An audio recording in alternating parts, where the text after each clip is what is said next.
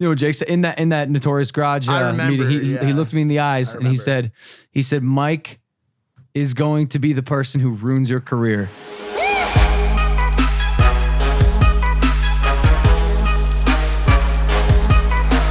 On the plane. Woo! Unique New York. Welcome back to Impaulsive, the #1 podcast in the world. That's a fact. If you're not subscribed, make sure you subscribe. We freaking love you guys. Thank you for watching this podcast. We're going to do guys only today because I don't know if you guys pay attention to the views. Whenever we do the guys only, it's the highest. Pew! Wow. Yeah, it's really, really good. And I have a lot of tea, a lot of things to say, a lot of things I want to spill. Mike, first question. What the fuck did you tape to our Impaulsive sign? And please, can you remove it? You night shift motherfucker. I completely forgot that was there, David. What? We were supposed to take that down. Yo, what's good? All right, here's a quick... This is vandalism. Quick note, okay? I don't have the budgets that someone like you does. This was what I was able to do as a sign. I worked very hard on it. Is this for your new YouTube show? Yes, I'm happy to have it up there.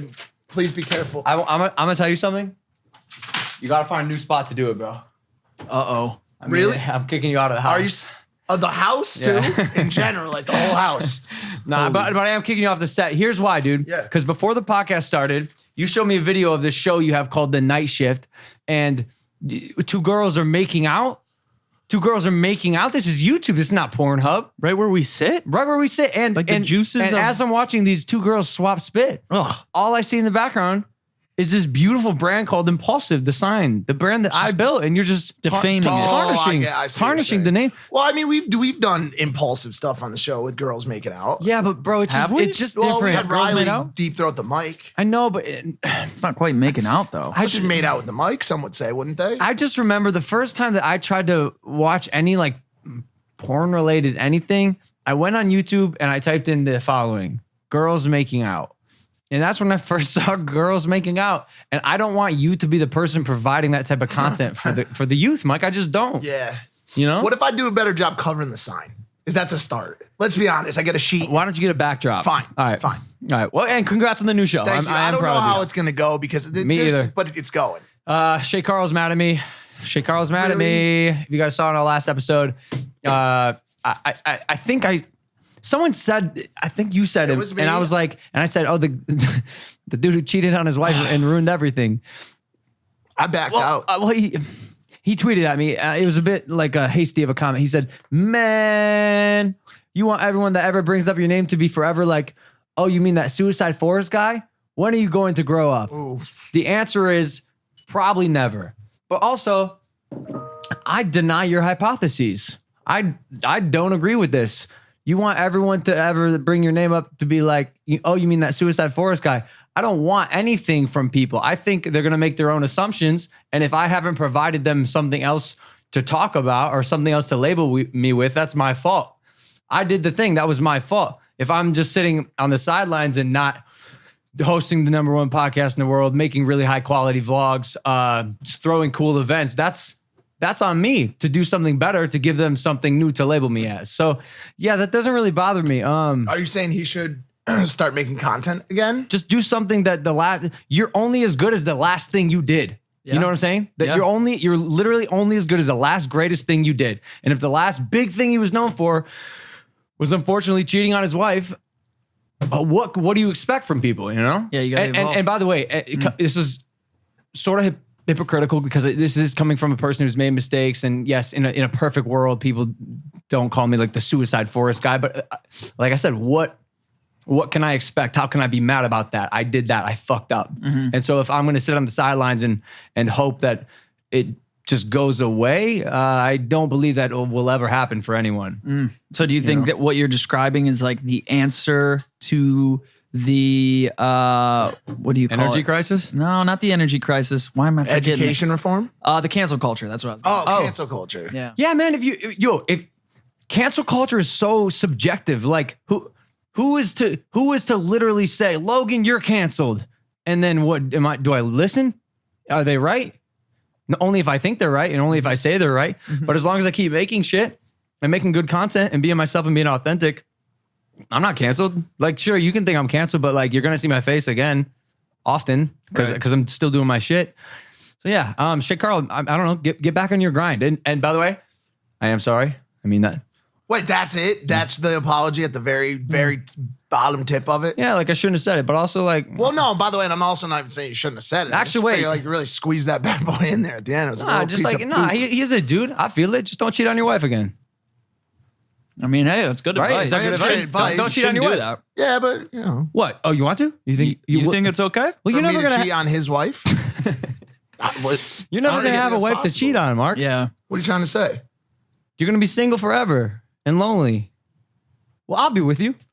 I'll be there too. Ah, come on, guys. Hey, guys, we have an event. I think I posted the video same day as this podcast. It's called the Challenger Games. I want to talk about it a little bit because it's going to be another really, really, really, really big event in internet history. Basically hosting a track and field event produced by the same people who produced the X Games. So it's super legit, really high budget, really, really big sponsors with the biggest entertainers in the world, influencers, athletes, celebrities, and we're all going to run and see who's the fastest. And the winner of each event is going to get to donate X amount of money to a charity of their choice, which is really cool. And there's going to be a donation link on the live stream. So I want to raise like millions of dollars for charity. And I think it'd just be fun to throw another YouTube event because I did it with the KSI fight, as you know. It was the biggest YouTube event in history. Over, I think, 5 million streams at some point. 4 of them were pirated. Fuck you for stealing $40 million from my pocket. But yeah, it's going to be huge. July 27th. Keep an eye out for that. Tickets go on sale July 1st. Hey, can you guys tell that pretty epic. It's going to be sick. That you were sparring before? Can you tell I'm exhausted and I have no personality? The soul has been sucked from my And wiener. I feel, unfortunately, similar. I feel Fuck! we got to. How about some sort of rally? Why do you feel crappy? Because I was up late doing the night. I had to work last night. I worked the night shift. Like Yeah. Mike Malak vlogs on YouTube. Really quick, can we do some sort of rallying cry? We'd have to because you know, Impulsive fans. When I spar, I just get drained of energy. I'm just fighting the dude in the ring. And by the way, yo, your boy did good today. Bro. I'm sneaky with the punches, bro. Should we just? Yeah, I don't know, what's the can we rally do? cry? I don't know. What can we do? Can you lead should us on something? Should we scream or do a breath work? Let's do five breaths in, 5 deep breaths in, and 5 deep breaths out. Right? And then scream. And scream, right? Okay. Hold on, I'm gonna spit my gum out for this. Right?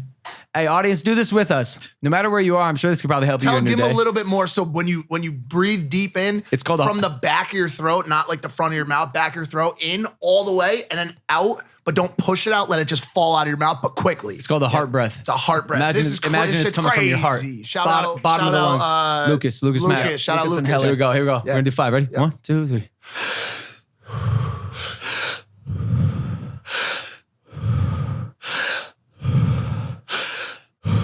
Scream.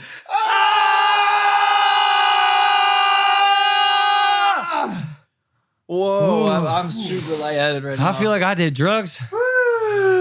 Oh my gosh. Man. I had a girl, I was riding on a bird scooter. I thought you I thought you were gonna say something else. Something else. I had a girl. I was riding on and I was like, "Where's this going?" No, I was riding on a bird scooter with a girl and I was in the back. And by the way, dangerous. Don't try this at home because if you fall and you and the girl, nothing grinds my gears more than seeing a girl fall. It's my pet peeve and I don't like it. I feel so bad. I never know what to do. Speaking of, Wait, I'm not done. Yo, So anyways, I was riding this scooter and went past a group of wily young teens. And one of them slapped my ass. A girl slapped my ass when I went by. And I thought I just got sexually assaulted. how do you feel about that? How do you? Let's talk. Let's And talk it wasn't about this. cool. It like I mean, you know me, like I'm fine with it also, but like there's a lot of people that probably wouldn't be fine with that. Well, and, like- and it was almost like I can't remember the last time I've been like touched like that or groped, and it happened. And I Did was you like, take it as a compliment though? well, I do have a donk, but it Right. wasn't like a compliment at the time. I wasn't sure what I should do, right? Like, do I flip a bitch and go back and say, hey, don't touch my butt? He said, "Flip a bitch." Flip a bitch? I didn't say that. The dude from Coachella. I don't know if it was a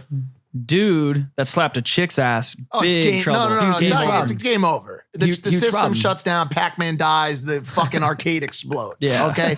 Which, by the way, rightfully so. But we've really entered into some squishy turf here. Well, here's why. Is it? I may get backlash for this, but for some reason, shit. Just count to 3. I don't think it's that bad. Okay.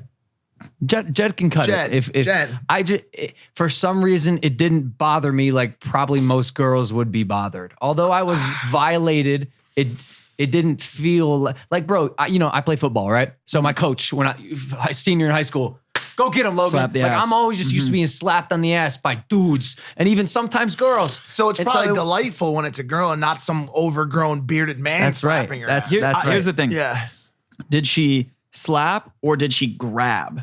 It was a bit of both. if See, I'm the being grab honest. is where you enter into that territory where it's like, whoop. red zone. Yeah, that's the red zone. Yeah, she did. It was both. It was impressive too because we were probably hitting like 8-9 miles an hour, dude. That's a And quick so- smack. Yeah, it was. Good Yeah, little- so she went pop. Did you a pick little- up any speed? I did about a mile per hour. Holy shit. Yeah, she accelerated. I feel like if us. the girl who was on the bird with you saw it, she probably would she have been pissed? No, I told her. I was like, that girl just slapped my ass. She's like, what? And I don't know. I was Is this that girl? The girl? No. Oh. No, Yo, somebody just died in Nashville on a bird. Did you guys see that? Wow. It's like the first one. I knew this was coming. That's what I was just gonna say. It's the first fatality. How is that? Yeah, How is that I think it's the possible? first fatality in Nashville, but I don't know about like in the United States. I was reading. There's a backlash from the Nashville like local government that's wanting to potentially ban or just put more regulations on scooters. For sure. But think about this: there was 18 million rides in Nashville alone, and only one death. On birds? On Wait, birds, wait, or on really? electric scooters, because there's a ton of brands now. Wow. 18 million. And so it's like, yeah, how many car accidents are there or deaths when there's 18 million? So we were, that is it's hard. a great You know what I'm saying? question, Or but we trips. were in San Antonio. I had never ridden one of these scooters before. And we got on this thing before I knew what we were doing. It felt like 70, 80 miles an hour. We on were this at fucking least thing, going dude. 50, at least. We were And flying. soaring. I was hitting these potholes. And by the way, I'd been hanging out beforehand. Like let's be honest, we'd been hanging out. I'm not gonna say what we're doing. Like, We've he been was- chilling. he was We're getting a sitting in little chairs. bit, you We're know, sitting in like- chairs doing things. Just doing- And I zooming, bro. I was going zoom It down was- the street, and all of a sudden, pothole. Yep. I hit it. I kept it going. I rode through it. But imagine Well, most people aren't athletic as you. that's a fact. Yeah. But imagine if I had taken a tumble, bro, and fractured my skull. When I'm riding these things, or when I was riding it the other night in Hollywood, I couldn't believe how minimal the accident rate is. Yeah. It's crazy. Oh my God. Like I'm going 12 miles an hour and there's a blind spot around a corner and I fearing for my life, and even more so the girl who's riding behind me. I was like, I knew I was going to take the car first, take the car head on so then she could escape with her life. Right. But yeah, that was the first death on a bird scooter in Nashville. and it seems like in Nashville. But that's nuts. wild. I mean, those things are But the guy was Oh my intoxicated as well. But that's what Mike was saying. Yeah. He was intoxicated. We were a little. He took a left into like an intersection without looking. So it's mean, like, maybe- I mean, for that to be the only accident, I think that's pretty damn impressive. I mean, I don't want to, like maybe discount, yeah, but Discount the is death, it? There might be. Is there some sort of maybe like don't drink in bird? yeah, for Don't- sure. You're is not there- allowed to. Oh, okay. based so on is that- laws or based on. Yeah. Oh, you can't. I mean, you're not allowed to drink and ride a bike. Is it a? and Is, it's the same. So I it's the gotta- same is laws that as is a that bike. illegal? Is that like yes, you'll get a yeah. ticket or So you I go have to jail for roll that? back my think you statement could get a from deal. earlier. Yeah. just well, with you the just sitting. we're hanging out. I was just hanging out. That's Yeah. what I meant. I mean, that's fine. Maybe Judy was right, dude. Why ride a scooter when you Don't. Oh, shit. Such a niche. Someone joke. almost got a Don't. brand Nobody plug, was a free in. brand plug Such there. a niche joke. But yeah, I was the whole scooter ass slapping conundrum was definitely weird. I'm I'm glad still, you survived. Well, Thanks. speaking of females, you just went on a date last night. Oh, we doing Me? this? You are did. We doing this? You indeed did this. Okay. Can I be honest with you guys? You don't want. Yeah. Yeah. I'm gonna cry, bro. Oh. I'm so emotional. Oh shit. Stop it, bro. You What'd see you my do? eyes, bro. I'm emotional. I don't understand what's happening right now. Did she? I'm about to say some cheesy sad. shit. I'm about to say some cheesy You're crying shit. on the show. Well, Did not you have a yet. therapy session? Like what you No. do? Dig into your inner traumas? Just let it out, No. man. Just let it out. I'm about to say something so cheesy. Get in there, bro. Here goes. Oh my god, it's so cheesy. I'm cringing just thinking about saying it. What the fuck are you doing right now? going So on? So man. we do a lot of self-life exploitation on this show. That's true. Right? We talk a lot about our lives and we open up a lot. But the girl I went on a date with is not a girl.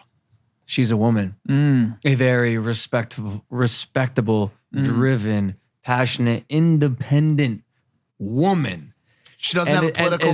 As much as I'd like to talk about it on the podcast for your entertainment, I think I'm going to move that relationship to my private life. Ooh. Wow. That's a very, very cool. That's a good move. We all support that. Totally. Dude. In hindsight, I'm actually, I unfortunately do regret talking about it in the first place. Cause like, it's like the more you hang out with someone, the more they become like this is weird, but like you know them for who they are. They become a fully fledged 3D human versus just meeting someone for face value at 5 minutes. And then so when you met spend her a lot the of first time with them, she was a 2-dimensional. She was just like a so you're kind of like 3D printed. Open up your mind here, right? So when you first meet someone, you don't know anything about them. They might as well be like a 2D person to you. But the more you get to know them, they become this 3D, fully fledged out, complex human being. I'm having trouble with the comparison. When I meet people, pretty much everyone I've met, whether I know them or not, or know anything about them, they generally are in the same dimensional characters as me. So that's why I said, that's why I said open your mind, like live in an analogy land. What if we jump it up to like when you meet someone, they're 3D, but then once you get to know them, it's 4D. Can you guys just like please just open your mind for 1 second and see what I'm saying? Like that. I think you're asking me. I think you're asking me to close my mind. Yeah. Like, honestly, I think you're asking us to go back to the Stone Age. Ages, bro, or dimensions didn't exist, or was this interstellar? Like, what's good? Listen, the point is, when I met her, in my mind, yes, I knew she was a woman, but I didn't know much about her. I didn't know how much like we like connected and could relate to each other. And now I'm like, oh, there might be something here, and I regret potentially threatening or even ruining that for, although it is the #1 podcast in the world, like I do got to keep a little bit of my life to myself a little bit. I respect that. You know? And I want to say this really, really quickly. While I also respect this quite a bit, I also have to say, shut the fuck up, stop being a bitch and tell us how the date. It was awesome. Okay, it was so good. Thank It you. was great. Appreciate it. No, it was sick, dude. And I wasn't sure because she was going to be older and she wasn't sure too because I was going to be younger, but there's just like that through line of connectivity that two humans could relate to and walk on. And it was awesome. Last note, are you a changed man? Not yet. Okay. But to prove to you that I am not indeed yet a changed man, can I give you 2 quotes that girls other than that girl have given me in the past 2 weeks that I thought are really funny? Yeah. Like when girls say funny things, I really like it because it's funny and I like funny things. That's good. That was how I like me. Yeah, I do. Yeah, that is why I like you because you're funny. Thanks, Jimmy. Yep. Mark. What? It's funny. One girl, this is where I am 100% just exploiting my life. One girl saw, I'll tell girls sometimes I have a micropenis. Mm-hmm. You know, just to gauge the water, see if they'll stay in there. Well, and you set expectations real low. Yeah, like you can only improve, right? Yep. And by the way, a true micropenis, it's a condition, right? Micropenis. Micropenis, they call it in biology. It's a condition. It's just a. Genetic it's exactly what it is. Pretty much. Yeah. Very small And- penis. Some people and- calls it dick dwarfism. Someone actually hit me up on IG the other day and said, I've got a bad case of dick dwarfism. I see. And I said, I'm pretty sure they make a cream for that. You just have to go to CVS. I don't think the cream works. Oh, really? Yeah, the FDA said it didn't work. Fair enough. But yeah, so sometimes I'll tell girls that, and I don't know why I do it. I think it's because it's almost like a deflecting with comedy type self-deprecation thing. Because I have the big truck, and I'm like a big dude, and sort of like an alpha type guy. And so I'll tell them just at some point in the night, I have all these things to compensate for my micropenis. And I always like to gauge the reaction and see if they'll still fuck with me or if they're out. And like that says something about them too. It's like a test, I'm just dipping my finger in the water. Yeah. And some girls will be like, oh no, I'm a woman and I know what I want. I'm out. And some girls will be like, no, really? Let me see. So one girl's like, sorry, wait. There are girls that hear you say that you have a micropenis and they don't fuck with you after this? Yes. Because you're saying they believe you when you say that. yeah, bro. I tell them with 100% conviction, and I don't let the joke die for at least 5 to 10 minutes. I stick with it. Wow. I'd like to know a single girl that you're talking about. Like, tell me after. Uh-oh. Secrets. Shut the fuck Yeah, up. and she believed me. No, that's BS. No, she they believed used me. it as an out. No, she used believed it me. as an out because she was about to get that. No, she wasn't. From the brand She team. wasn't. From the what? From her brain. No, she wasn't. And so she, can I see? Like, show me. I want to like everyone wants to see a micropenis, and so well, it's interesting because you're probably spreading two lines of information because people who've been with you, no, it's probably not the case, and then you also have this narrative of micropenis floating around. So it's almost like there's a war of information going on around Los Angeles right now. People are curious. Like, here's a question: does Lil Dicky have a little dick? I talked to a girl who fucked with him one time, and that was my first question. Said, does Lil Dicky have a little dick? And guess what? We heard no. That's what doesn't have a little dick. Information we got. It's back. a facade. Yeah. The whole thing's a facade. Do you think Supreme Patty is a shrimp? Shrimp gang? Shrimp gang? I don't know, dude. I think I asked him one time. He confirmed that he was like man to man. I think so. I think so. Might just be Patty, his I could be brand, wrong. though. It might just like be his brand through and through. But yeah, no. So like, damn, we really got to backtrack here to get back to where we're starting. Lots of tangents, but in the most awkward way possible. And I don't know how to like just say this, but I ended up like showing this girl, and she said the following quote. She said, "That's the dick of a fuck boy." Did she say that? She said, "That's the dick of a fuck boy." And it's almost like someone shot an arrow through my heart. It's almost like she knew everything about me just by the way my penis looks. And I didn't know what to do. I was like, how did you know? Yeah. That's very interesting. I bet you there is a shit. Because here's the deal. What gave it away? Here's that's what I'm saying. Here's what I'll say. What does a fuckboy dick look like? Fuckboys are fuckboys because they have the ability to be one. Okay, they can go around and they could bang-a-rang across the city, do whatever they want. Bang-a-rang-a-tang. Bang-a-rang-a-tang and get any girl they want.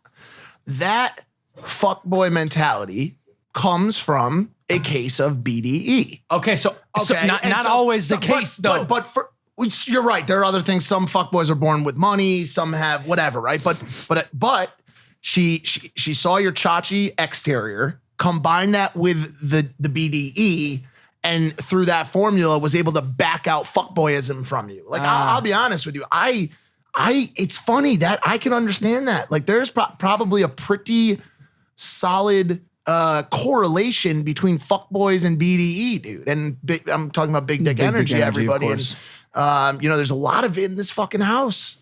BDE? Yeah. Oh yeah, we got a lot of pipe slangers around here. Just look at David. Look at that guy. Look at that pipe slanger. I mean, you see the kid's German.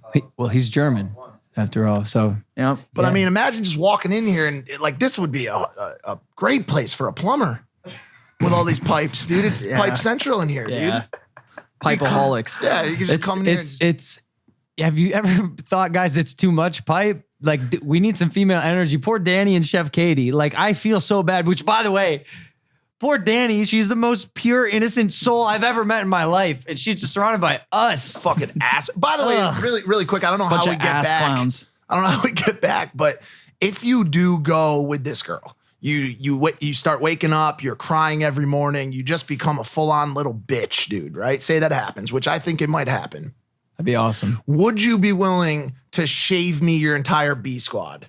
Like, I mean, just fucking send them over, bro. Because listen, they know the address. They're here all the time. There's like 10 of them at least. Would you be willing to have them switch benches?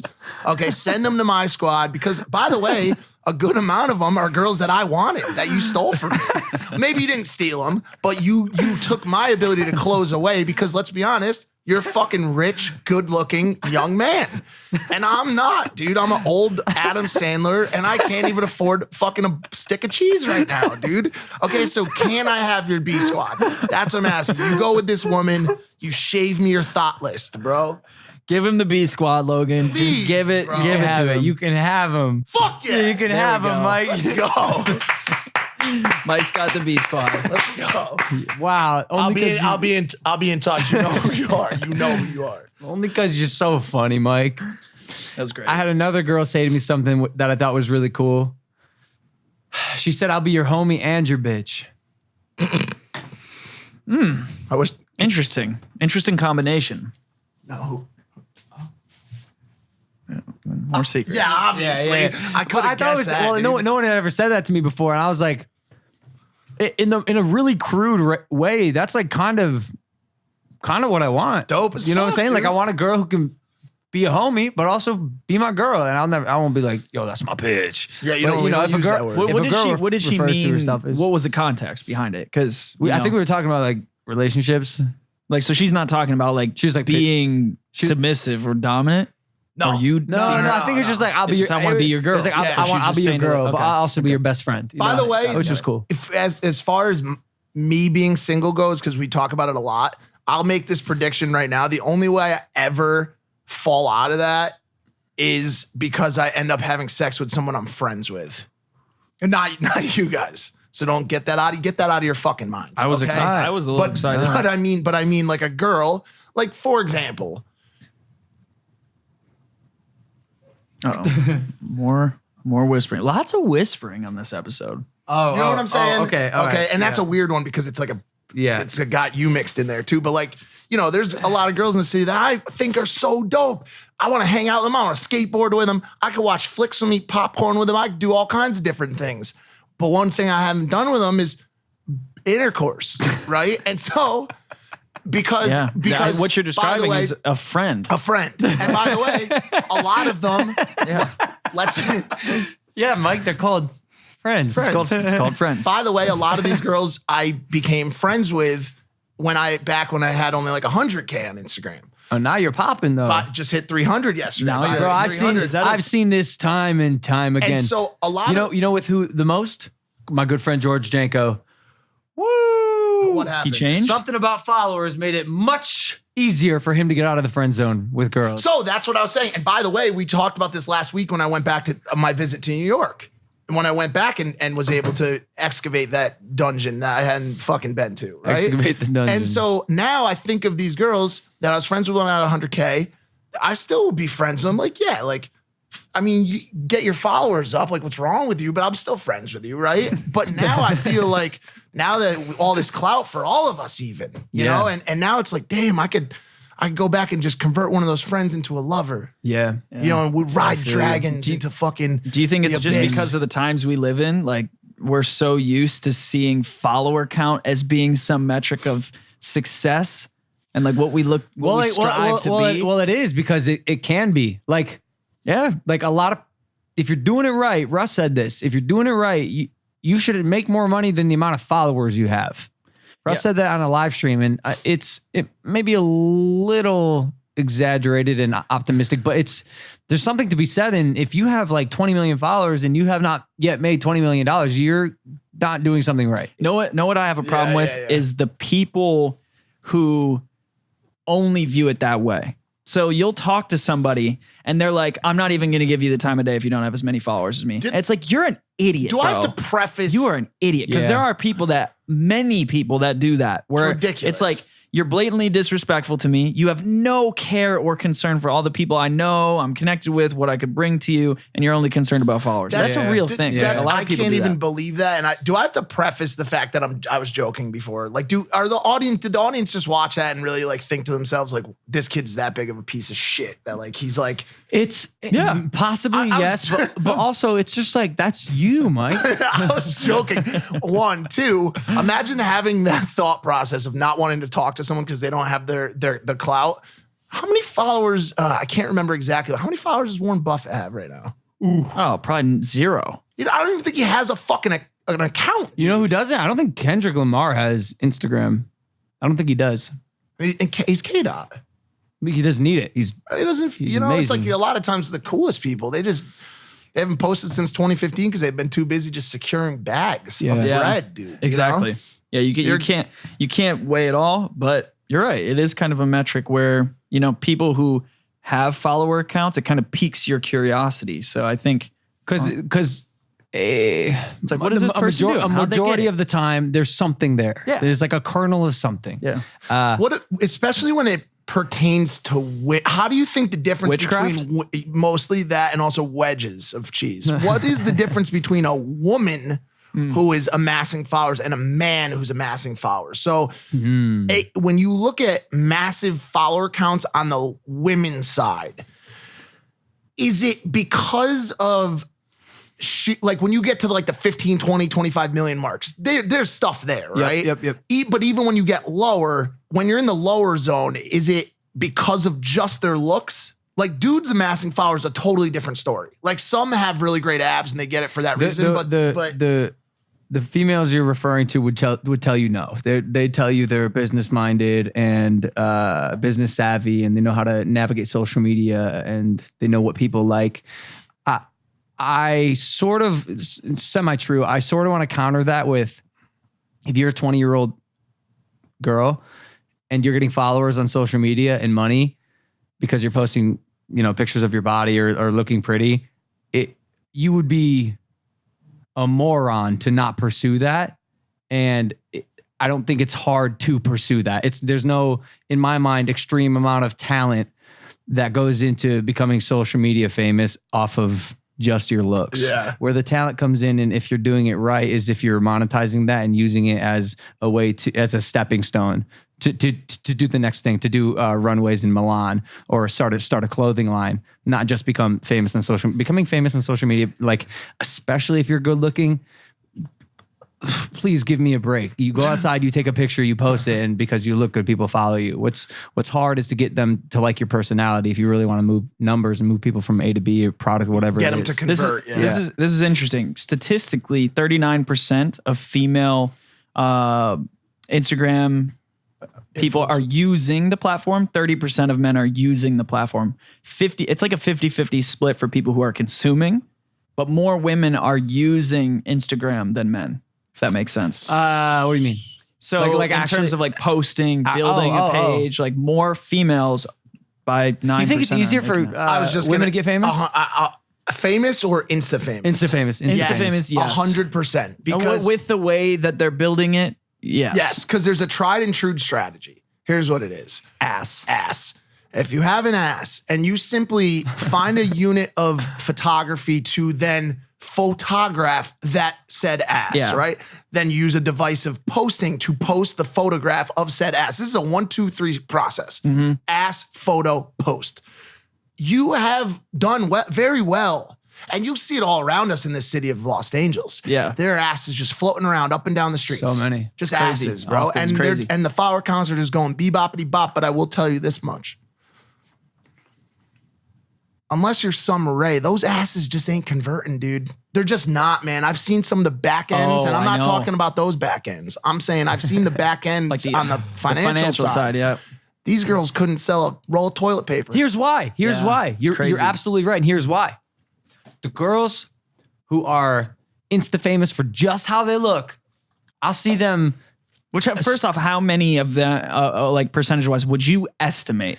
Curiously, I'm a bit biased because the only real like circle that I know are those. Yeah. But there's plenty of women who are dominating social media and nothing to do with their body. Which, by the way, keep it up. That's amazing. Please do more of that. Yeah, That's we need incredible. less ass. And yes. We don't need less. I mean, ass is great, but how about just more of the other good stuff? Yes, okay. There we go. a lot of the ass models per se that I know are trying to flip the script For sure. and do the hey, here's me for me. Yep. But here's why: the Insta models who are famous for how they look are often doing brand deals or starting a clothing line for female apparel. Yes. When they have a 90% male audience. 90%, the one we know best, won't mention her name, but is at 92% to 8% right now. 92% male. So I did a That's crazy. That's wild. I did a love sack deal with her, and there was very little response because from a furniture crowd, females, our entire audience is female. And so whenever I work with an ass model, who by the way has 1, 2, 3, 4 million followers, it's great brand awareness, but the conversion is so low because they're like, yo, that's a great piece of furniture, but where's the ass? Do you think that where's the butt, dude? Right. There's no butt. Do you think do you think that's changing from the brand side? Are brands becoming more aware that just asses don't convert? You have to be, but they're not. Brands aren't getting any smarter. Yes, some are the good brands the are, new but ones, if you look at the brand deals that these ass models are pulling down, you'll notice that. Oh no, It's moronic. They're not moving. The brands aren't moving fast enough, bro, because they're still paying millions of dollars to these girls who are trying to sell women's clothing to a 92% male audience. Like it is the biggest disconnect ever, dude. For any like small startups listening, if you have a male oriented product, I'm trying to think of a good example. Like what's Dollar Shave Club? Dollar Shave Club. Yep. Get an ass model to sponsor you. That is smart. The best brand that's been doing that recently. Let's do this until ass model. We keep just saying ass model. The best brand that's been doing that. Free deal, real quick. Manscaped. Yes, I've seen them. They have been yes. crushing the female influencer zone because they know it's all dudes, and they're like, here's your brief for your content. Pose in front of your mirror with your ass out. And put a razor on your back and then tag us on your ass. Like literally, Manscaped, congratulations. You fucking nailed it, dude. Awesome. Do you think like Steve Jobs like saw this coming? Yeah, man. When for sure. He saw the ass wave? Absolutely. The ass apocalypse. Absolutely. How could he have not seen it? How could he have not seen the ass-ocalypse? Damn. You just hate to see it. Or you love to see it. Or if you love love to see it. But is it easier for women to get Insta famous? Maybe there's not an answer there, but let's say that it's definitely harder for men. So by way of elimination, yes, because think about it. Maybe though. I know we said it is, but like think about it. I don't know, dude. Are we extremely biased? Oh man. What is the fast track for a male to get famous? Like you can't just show your dick. You can't do it. Not allowed. You'll be banned. Just like you can't slap a girl's butt while she rides by on a scooter. If you even show a bulge, you're fucked. You can't. You can show the bulge. You can do a little bulge action. Yeah, but you can't like if you're just known for your bulge, it's not gonna work out. Or that's just weird. Or is it? Has anyone tried this? Have we seen a bulge model? Imagine a dude with the sickest bulge. And everyone, even dudes like me, are like, damn, it's a nice bulge. Fucking dope. Starts an underwear company called Bulge Underwear. Shit blows the... There's something here. Yo, if you're watching this right now and you have a giant cock, I didn't even want to use dick because this has to be a big old banger, dude. And when you take pictures in the mirror, the thing's almost out the bottom of your boxers. You need to start an account called Bulge Man, and you need to fucking start an underwear company called Bulge Underwear. Genuine question. I want to ask the audience is.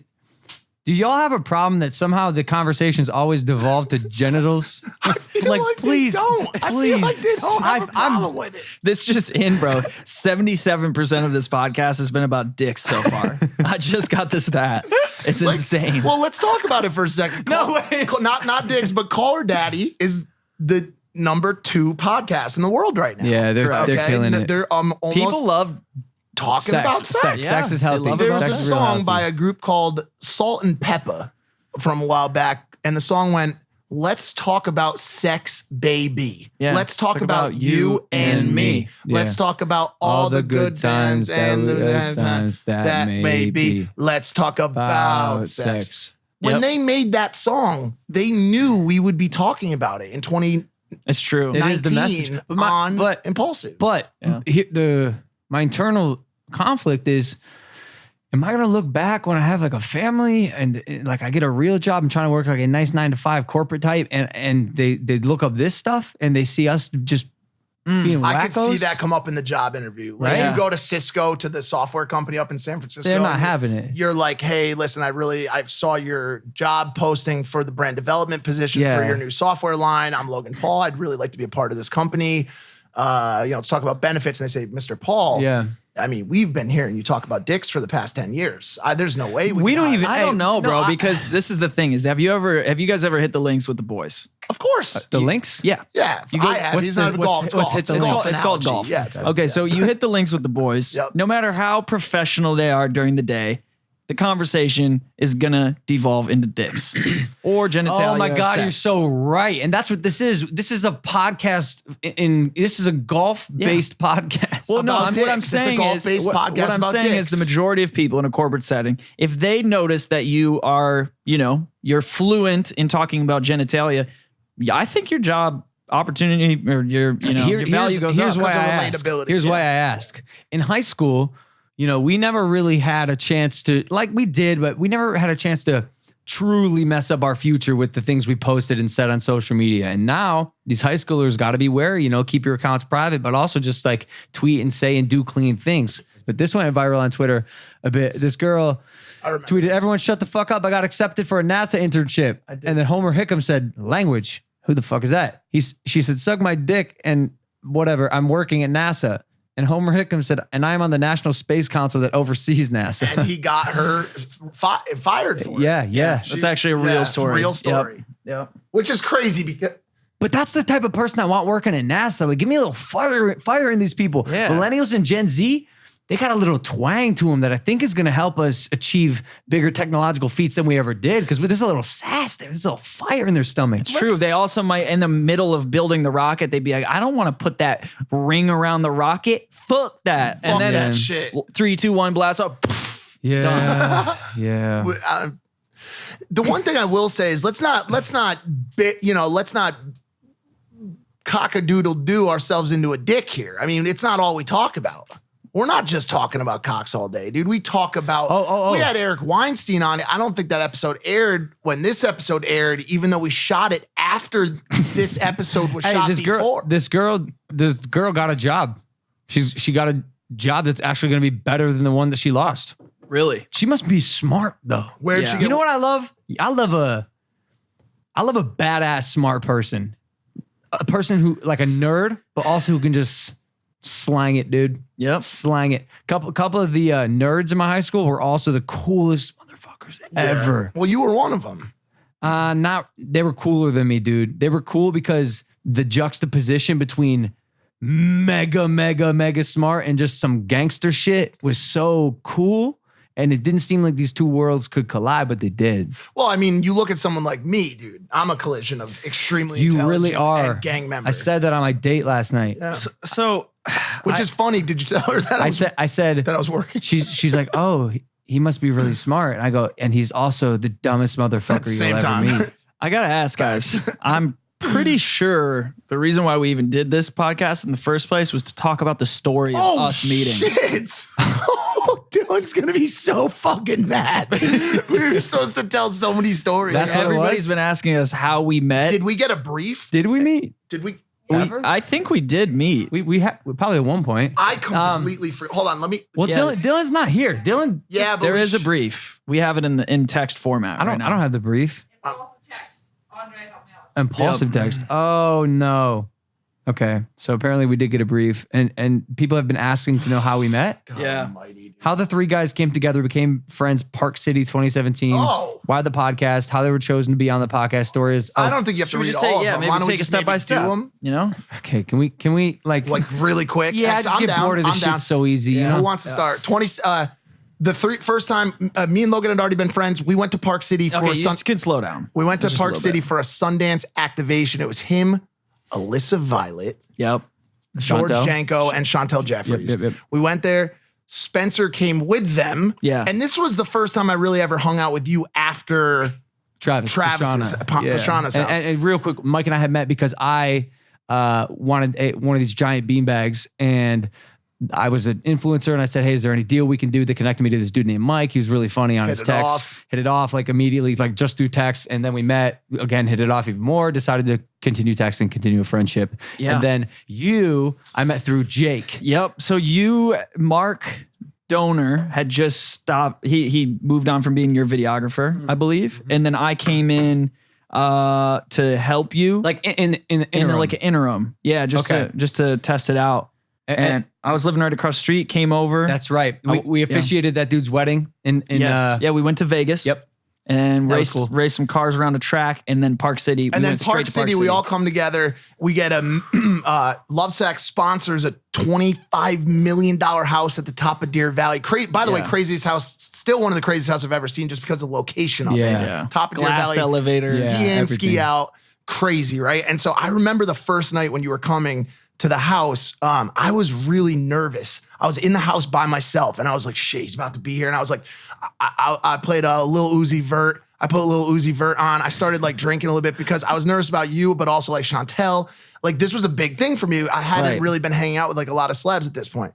And so y'all came in and it just spiraled into debauchery. Absolute and it was debauchery. a preview of all things to come. I mean, there was rampant sex, partying, Jumping off the balconies, 3 stories into the snow. You made me do it with you. I did the second balcony. Story, yeah. One of the things that was super interesting was not only was it just younger people, there was like a whole floor of at the top where it was like corporate billionaires. So when we did this, Lovesac was just in their first round of conversations about going public. And so we were technically the trip was supposed to be a trip with our investment team and the people that were going to bring us public.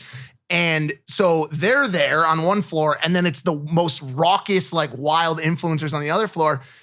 And the first day, how about the guy that fell? Yeah, I got there and some dude was in a sling. I'm like, Mike, what happened to that guy? He's like, oh, he's our billionaire, big investor, and he broke his rib and punctured his heart. We were skiing out of the woods on it. He's like an expert skier, and we were in Park City and we're skiing out of the woods, and we hit the green trail, like flat as can be. Like there were little kids going backwards, like, Mom, can we get pizza?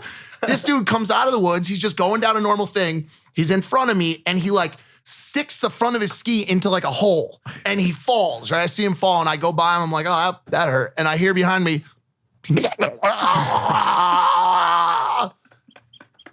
I'm like, that's not good, dude. That's a bad So he's like, I can't move anything.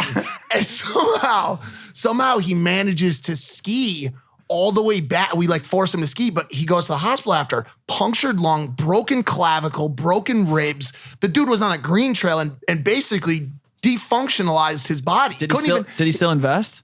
Yeah, he brought us public. Shout out Mark. I can't even fucking remember his name. Mark Ribs. Shout out Mark from Mark Roth, Ribs from Roth Capital Group, and he took us public, and he couldn't even fly home because they were like, we don't trust your lung is going to hold up on the airplane. Yeah.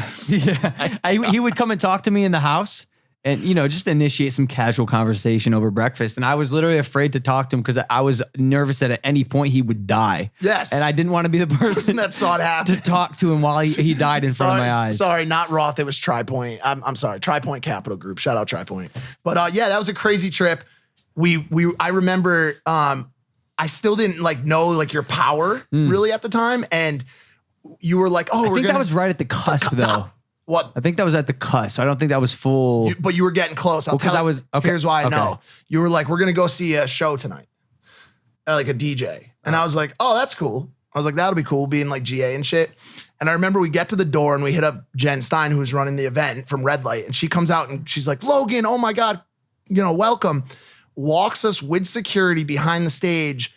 And within 30 seconds, you're on stage with Marshmello at Sundance. Yep. And he's got you in the booth. Oh, yeah. And I'm overlooking from this private green room. And I'm like, yo, this dude is about to be the biggest thing on the fucking planet, dude. I was like, was that after the double dab video? Yes, because you remember because he was dabbing on stage. Yeah, Marshmello gave me I heard the song and I wanted to use it in a video I did with Kevin Hart. And I asked for permission to use it, and they granted me permission, and thank God they did. That song probably would have gone viral on its own, but definitely gave it a nice little kick, and we've had a relationship ever since.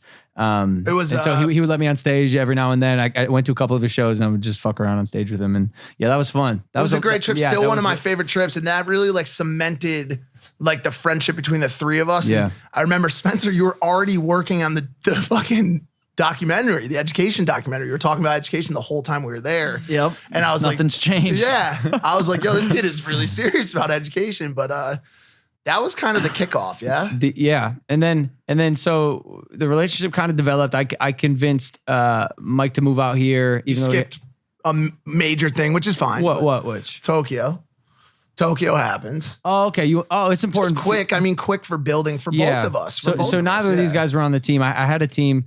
And then Tokyo happened, and it was clear I needed some internal reinvigorating and rejuvenating, and just like a restart. I needed to push an internal restart on my life, and also externally, the team needed a restart. And so Mike really championed that happening. And then I knew Spencer, and I had worked together in the past. And this dude is super wise, super mindful, super conscious, and brings a whole nother side of character to my life that I think I definitely could have used and needed. And he was gracious enough to join the team. Well, And I hit you up because I remember I saw you tweet before the video went live, and I saw the tweet, and I was just like checking in because part of my education documentary, I was focusing on the suicide rate in Japan. Crazy. Yeah.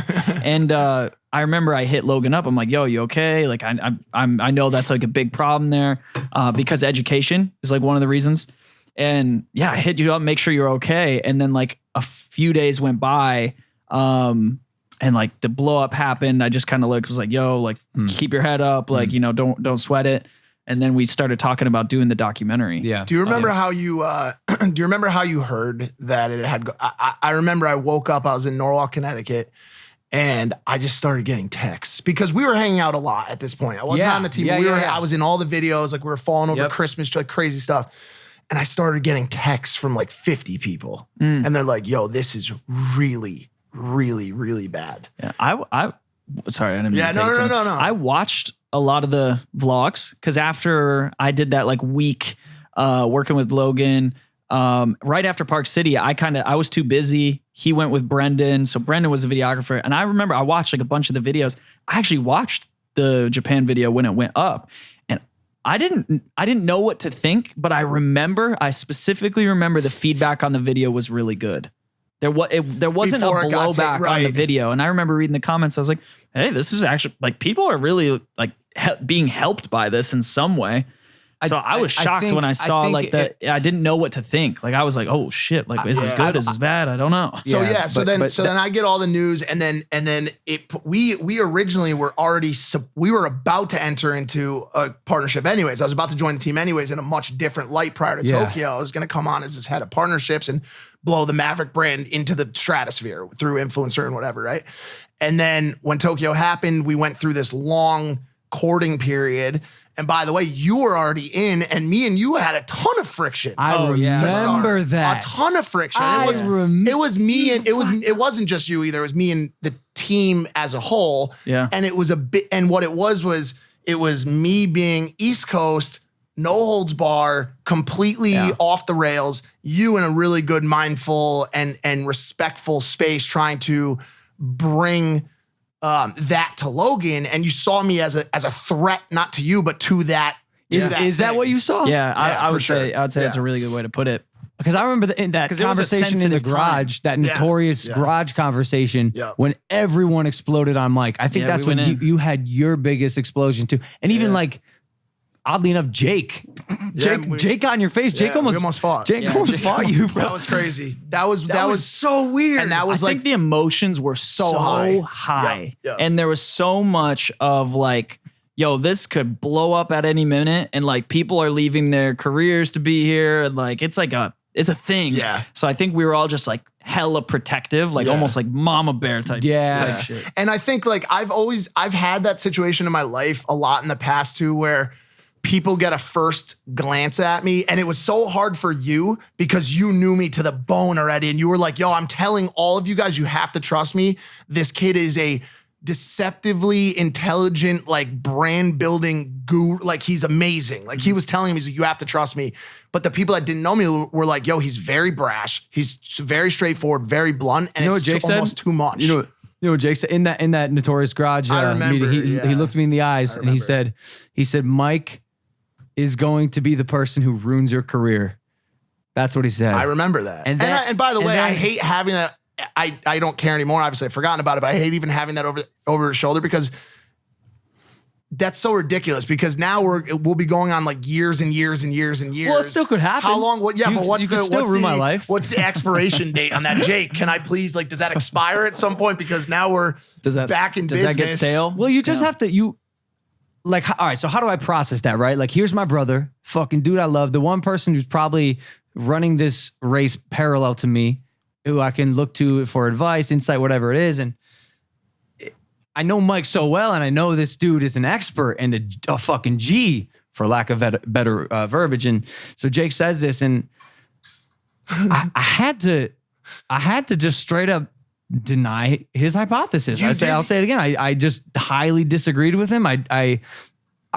I think ignorance on Jake's part led to an erroneous comment that I just simply disagreed with.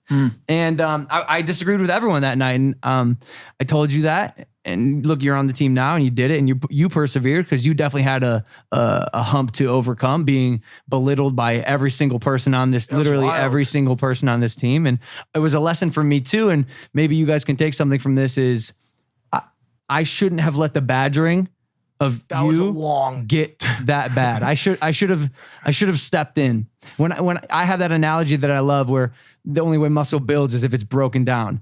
I let the muscle that is Mike be broken down way too much. You'd never seen that happen to me before. I was completely. I'd never. Like, let's be honest. Like, I had a full breakdown. Like, I cried that night, and we actually had, because it was just too much for me. We left. I remember it was me, him, Chloe at the time, and George Janko went to Santa Monica to the beach, and it was a really powerful and impactful night for all of us to just be sitting there. It was like 2 a.m. and we're just sitting on the beach in Santa Monica trying to like put together the pieces of this implosion that just happened. Because, by the way, it wasn't just this kid's brash or he's blonde or he parties or all that stuff. It was also the fact that there was a full-on breaking down of the team outside of me happening. This was just post-Tokyo. Everyone was scrambling for power, scrambling for how are we going to put the pieces of this multi-million-dollar machine back together. And so there was so much infighting. I can't even tell you the amount of like side door meetings I had with one person at a time, where I'd have a meeting with this person, they would tell me something, and then they would go and tell something else to the other. It was a disaster. And the fact that, by the way, all of us, every person that was a part of that meeting, well, with the exception of Chloe, completely separate, obviously, made it out of that. Yeah. All of us were still here, and we just have a better system in place. We have more structure. We have more role development. And the final note on it is, it was a learning for me. You were a learning for me. The team was, that conversation was, because you'll notice as much as we say like haven't grown up, I've grown up a lot. I'm not, when I was coming here before I came on the team, I was out every night. I was always going out. Well, that's why I'm never going out. What I was going to say is, I think that was necessary though, to show how like serious like things were. Cause that was still at a time where like you were changing a lot, and we were all like, yo, no bad influences, no nothing. Right. Like it can't, you shouldn't be around it right now. You got to, as much as you don't want to do the things of like staying away and being by yourself, it's like there's that time period that we all kind of felt like, yo, you got to keep it separate. It was crucial development period for like young, improving Logan. Yeah. And you were much different than we all were. And I think we were all just nervous. We're like, okay, is this guy going to come in? And you know what, like there was all these scenarios playing. So I think, you know, I learned a lot about like, yo, I felt horrible. I called you after. Yeah, I remember. And I was like, dude, I feel so bad for like. Yeah, we had a good connection. Yeah. And it was in the other thing that was tough about it was, I remember like, we were like, best friends wasn't even the word. We had become more brotherly than you and Jake at the time. Like we were connected at the highest level. Oh, wait. Yo, did I get in Jake's face when he got in your face? That's right. That's right. You said, if you don't get out of his face, I will knock you the fuck out in my house right now, dude. And so then he stormed out. And oh my God. And that was another thing that was tough, because I was here listening to feedback, which some of it was right from people in the group. But I was sitting there knowing that like at the end of the day, like you and I know what's best. And a lot of the stuff we ended up overcoming, a lot of the structure we put in place, me and you. You know what I'm saying? We sat and said, that was the most confusing thing. I know. That was the most confusing thing about it, is Mike behind the scenes was chirping in my ear like, hey, maybe consider doing this with your team. This is how like a typical corporate does and I wasn't You might need this type of person in your life. And so I put all the pieces in play, all of them. And then when I finally, with the last piece was you, the one who like the changes all happened because of you, there was backlash and pushback. And I was like, this doesn't make any sense. Remember? And they were like, there was so much like, are you vying to be like CEO, like to lead it? And, like, no! and this was where you should have really known. And I think you did know. They were like, what? Well, why don't you just run the organization if you're so good at it? I'm like, I'm not saying that. I'm just giving my my corporate experience and my experience on review teams and how leadership should work and all that stuff, I don't want to make an exorbitant amount of money right now. I love Logan. He's my best friend, and I want to give him the knowledge that I have. Right. Yeah. And so now, we've put a lot of that stuff in play. Me and Spencer are super, super close. We live next door to each other, and it's like, and we have this great team. Yeah. So why the podcast? Like moving to the next chapter. Of course. So shout out Colin, who is kind of the EP on the show, and he really pushed for me to do this. Yep. And I really do owe it to him, because without him, I'm not sure if I'd be in the podcast space. And I knew I wanted to do some sort of podcast. I knew also I didn't want to do it myself. And I've always loved our dynamic. Hell yeah. Except I felt like it may be too much for a lot of people, and Spencer. So Spencer's got, like I said, incredible wisdom and insight on a complete opposite end of the spectrum, but also the same that we do.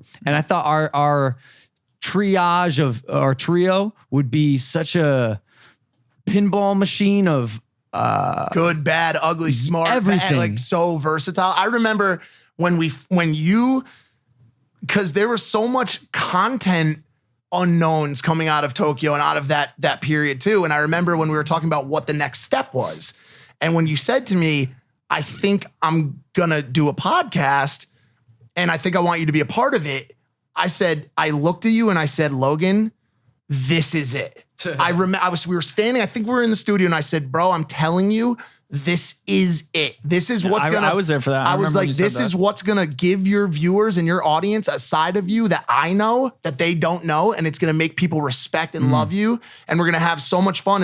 And then when you told me that Spencer was gonna be a part of it, and I was going to be a part of it, I was like, this is amazing. It's been truly amazing. Yeah. Yeah. And I remember I did not want to start it until you both were here. Yep. You took a little longer to get out here, and I made it a point to wait for you. And even like when we're all three not here, you can feel it. Yeah. Like remember we did the one with Michael J. White, and you weren't here, and we felt it. And even when Spencer's not here too. And it took us so long to get into like a good groove of like give and take, and like not interrupting, like being the big interrupter. And I understand that a little bit more now, but like we found quite a fucking groove here, boys. Do you guys remember when we recorded the dry run and we were all like, I don't know. Like, and then we watched it back and we were just laughing. This The whole time. we were like, this is actually pretty good. Yeah, this is pretty good. Yeah. Cause it's like such a different format. Yeah. You know? Yeah. Well, if you're still here with us, we're doing episode 100 live. It's going to be 3 hours,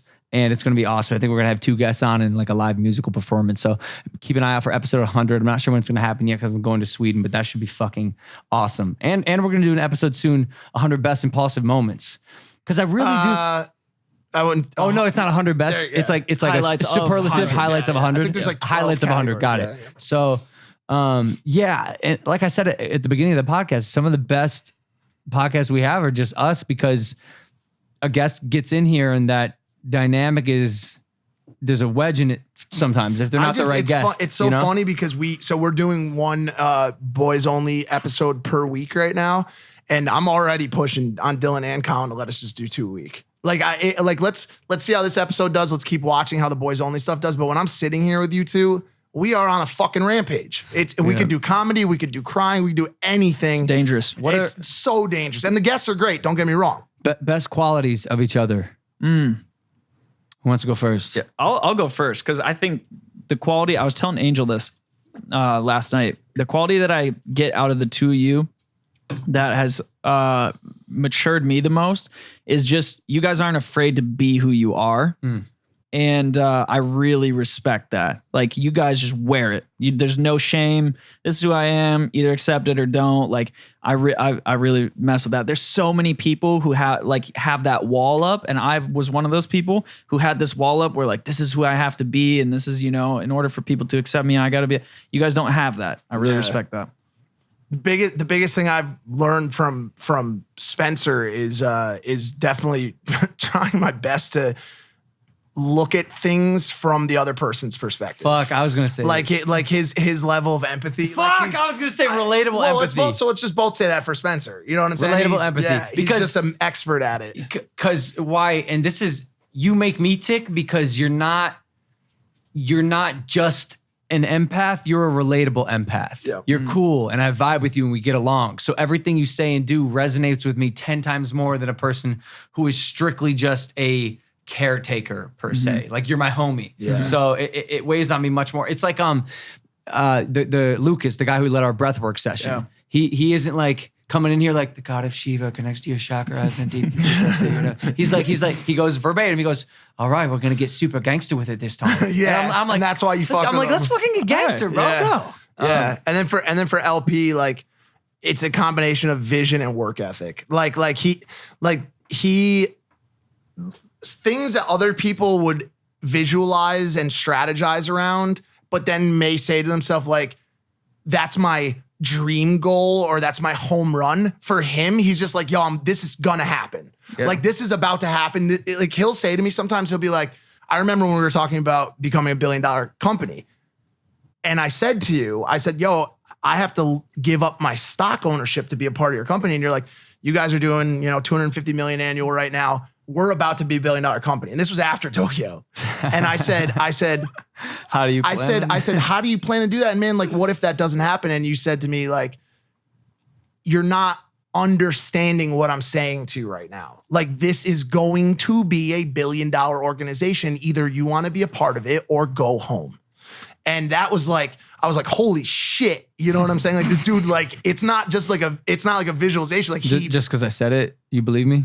What if I'm lying? Well, now I know, but I know because look what we're about to do. Look at the things we have in the funnel right now that are literally not possibly going to be $1 million, possibly going to be $100 million. They're guaranteed $1 billion brands in the funnel right now. 100% guaranteed. There's definitely something to be said about the power of belief. And I have a lot of it. And I think it's because one of our guests said this. It was Charlie Rocket.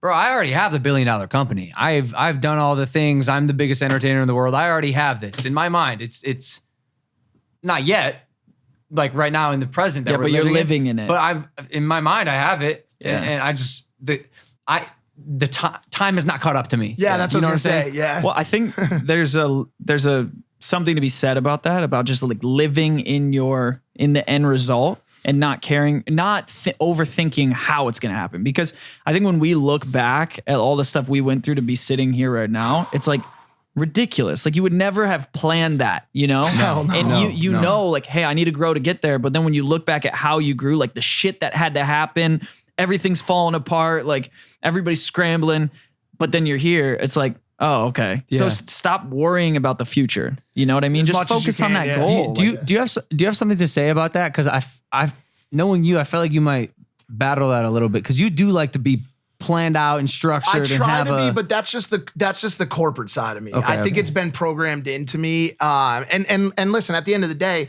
I don't know that that's necessarily what he's saying because Spencer is also a strategic thinker and a strategic mind and loves goals and setting them and hitting them. Yeah, you can't sit on your ass. Yeah, but even just the practice of like setting strategy and goals and not saying don't worry. He doesn't mean don't worry about it. He means don't fret. Don't get scared that you may not have the right plans in place or I may never get to where I want to go. You're going to get there. It's just going to take time and patience. I think that's the biggest thing I've ever learned in my life is that business people say it all the time, every overnight success has like 10 years, of building gone into it. And you have to remember that it's such a long process. Yeah, you got to do your best when things are falling apart to just be like, no, everything's good. Just be grounded as best you can. It's not easy by any means, but and always just stay in the game. Like sometimes whether it's like your mental health, your ability to get to a job because you don't have a car, like there's a million things that go into it. Just stay in the game. Stay in the game. You don't always have to be hitting homers. I remember we had arguments about this podcast for a while because I was like, yo, it has to be this fucking guest. It has to be like this. And Logan said to me, and you said to me a bunch of times, like, just stay in the game, bro. Chill out, ride the wave. Don't be so like always thinking that things need to be perfect.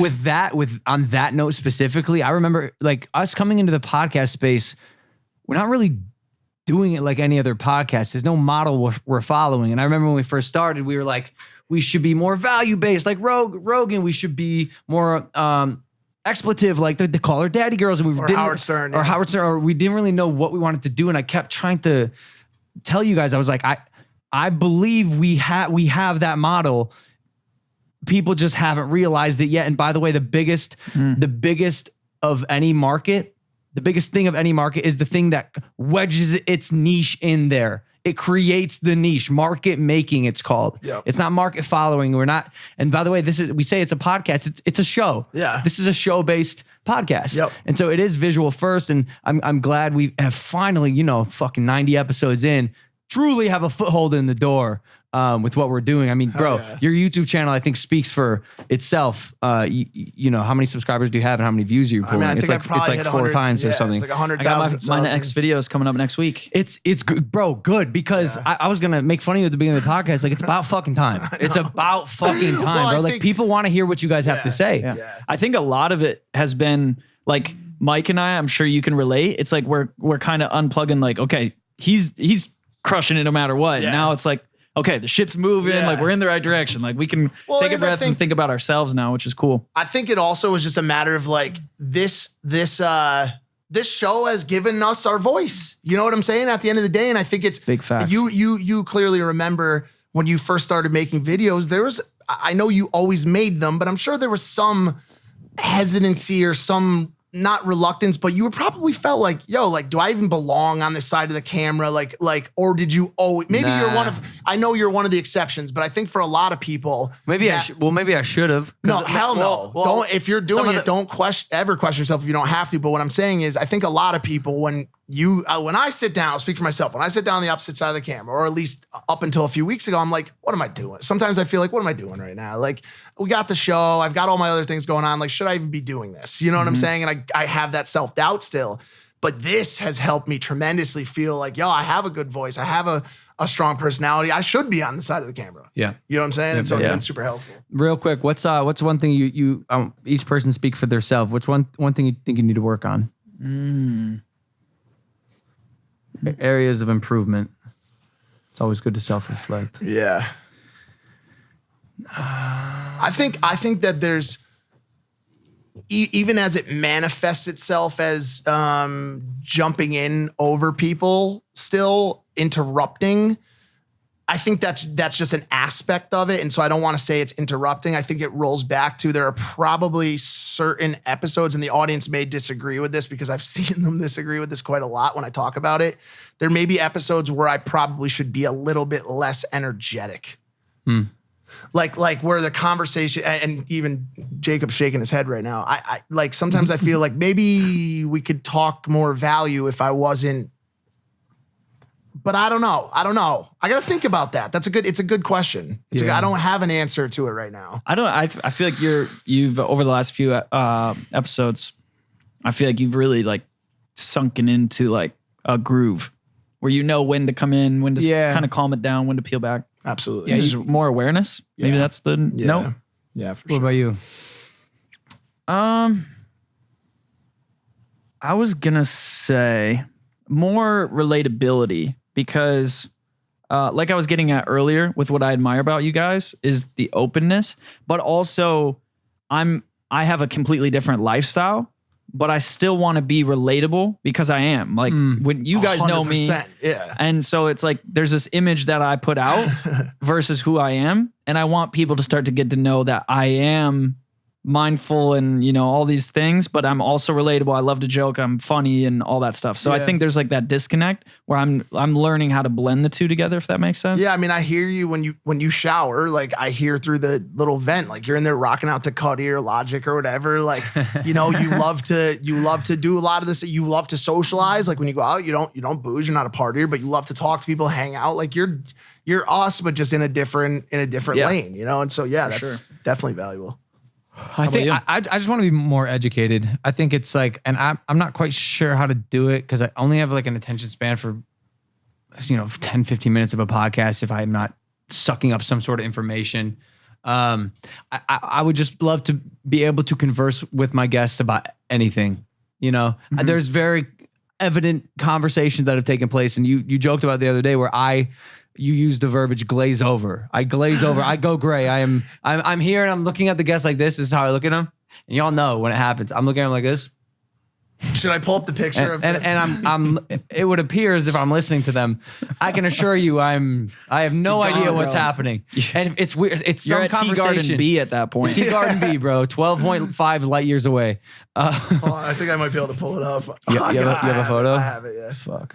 Yeah, man. I don't know. So I would just love to be more educated. Maybe it's like an agent/experience thing. Yeah, so let me show this really quick and then I'll. I think part of it is just becoming more like our generation doesn't consume news or send it to me. media the same way. Yeah. So our feeds are controlled much more by us than it is by something else. So if you have the desire to learn more, you have to consciously go out of your way to put that in front of you. I really do. Because a lot of the things that I would want to know more about are the things that I'm quite simply just uninterested in. So it's like work to me when I have to push myself to read a book. But even though I know it's going to be good for me. And you don't even have to read a book. I would say like if you follow the right news sources and like the right platforms, you can learn about the stuff that's really relevant. Like the things that people need to learn about. Yeah. Instead of like having to sift through books and all this like BS. There's a lot of BS out there that you don't need to know. This is the face you may or may not recognize it. Yeah. This is the face that people start saying things about like government or politics. And I don't know why. Mm-hmm. It's almost like another language to me. Let me touch on this quickly. It's gone. I'll be honest with you. The biggest thing is just age. It's not just age. Let me not just say that. But age just produces wisdom and knowledge, okay? And if you're like we are, us three are, you are like a sponge. Do you know how many episodes in my 34 years of Jeopardy that I've watched? Do you know how many really? National Geographic things I've watched? Do you know how many nights I have spent till 5 a.m. scrolling Wikipedia down rabbit holes of philosophy, dualism, Friedrich Nietzsche, like all of these deep rabbit holes of knowledge because I fucking love that shit. I love learning. Like I know about the parliament in Britain. I can talk to anybody about just about anything until it gets to be market wages with Weinstein. I did that. I glazed over. Okay, all three of us at that point were gone. We were gone.